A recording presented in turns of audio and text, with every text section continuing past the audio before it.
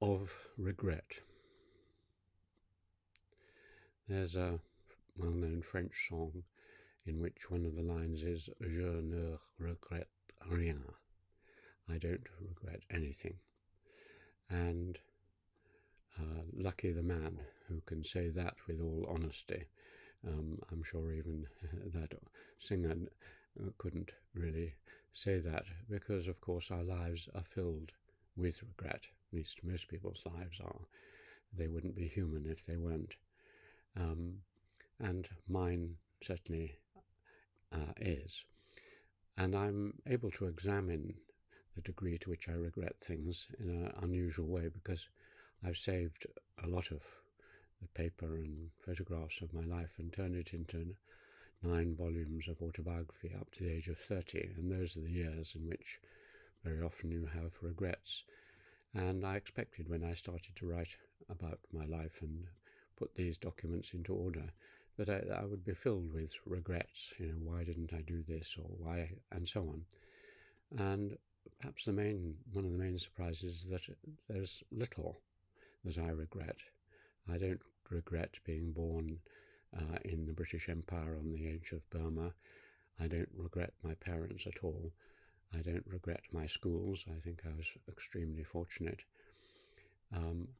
What I do regret, of course, are small unkindnesses and stupidities on my behalf, being unpleasant to one or two little boys along with others at school when I shouldn't have done, or to my sister when I'd lost some game or competition with her. And those are the sort of minor regrets.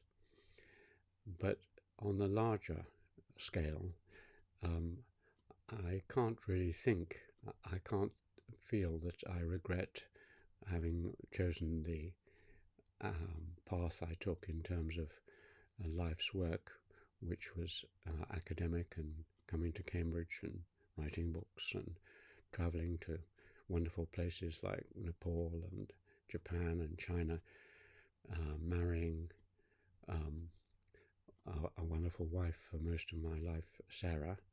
I do regret having slightly loused up the life of Sarah's first children and my first wife, and those sorts of what are clearly mistakes in a way. But they weren't too bad, and all the relations between us are pretty good. So it's a cause of regret, but not a deep anxiety. And I think that's one of the things which I've learned, which is that many people's lives are eaten up not by some of the other things I've talked about, envy and ambition, but by regret.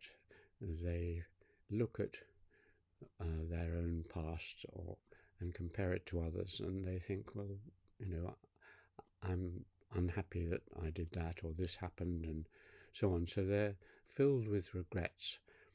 Obviously, some regret is human and necessary, and we should learn from our mistakes and regret things we've done.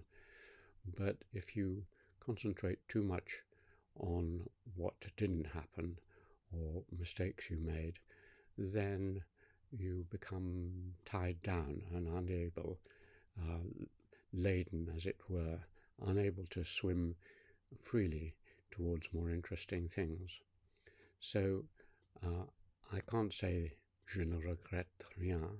There are a number of things, but on the whole, my life has been extremely rich, interesting, fulfilling, and now, looking back at it at the age of 80, looking at the books behind me, the peace and calm around me, that it's really the opposite danger. There's a danger of complacency, a danger of saying, well, I'm the luckiest person in the world, which I constantly do say with Sarah.